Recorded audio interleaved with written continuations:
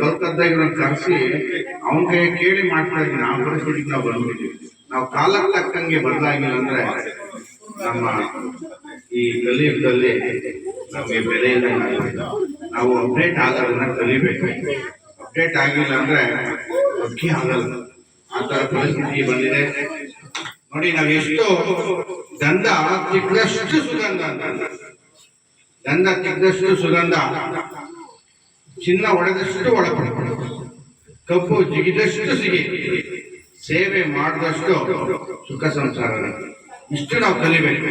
ನಾವು ಎಷ್ಟು ಸೇವೆ ಮನೋಭಾವನೆ ಇಟ್ಕೊಂಡಿರ್ತೀವಿ, ಅವರ ಜೀವನ ಅಷ್ಟೇ ಸುಖವಾಗಿರ್ತದೆ. ಸ್ವಾರ್ಥ ಬಿಡಬೇಕು, ನಿಸ್ವಾರ್ಥವನ್ನ ರೂಢಿಸ್ಕೋಬೇಕು. ಸ್ವಾರ್ಥ ನಿಸ್ವಾರ್ಥನ ಪದಗಳು ನಮ್ಮ ಅಪ್ಪ ಅಮ್ಮನ ಹೇಳ್ಕೊಟ್ಟಿರಲಿಲ್ಲ. ನಮ್ದು ಯಾವುದೇ ಕಾಲೇಜು ಪಠ್ಯಕ್ರಮದಾಗಿರಲಿಲ್ಲ. ನಮ್ಮ ಅಮ್ಮ ಪೂಜೆ ಹೇಳ್ಕೊಟ್ಟು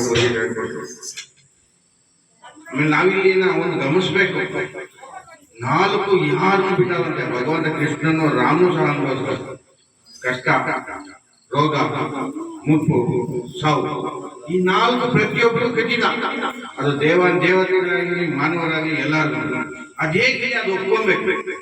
ನಾನು ಗಮನಿಸ್ತಿರ್ತೀನಿ ಎಲ್ಲರೂ. ಜಮುನಾಕರಲ್ಲಿ ನಾನು ಒಂದು ಒಳ್ಳೆ ಪಾಸಿಟಿವ್ ಕಾಣ್ತೀನಿ. ಆ ಕ್ಷಣ ಅನುಭವಿಸ್ತಾರೆ. ಏನು ಆಗಿತ್ತು ಹೋಗ್ರಿ, ಪಳೆಯ ದೇಶ ಬಂದವರನ್ನ ಕಲಿಬೇಕು. ಅದು ಎಲ್ಲಿನೂ ನಾವು ಪುಸ್ತಕ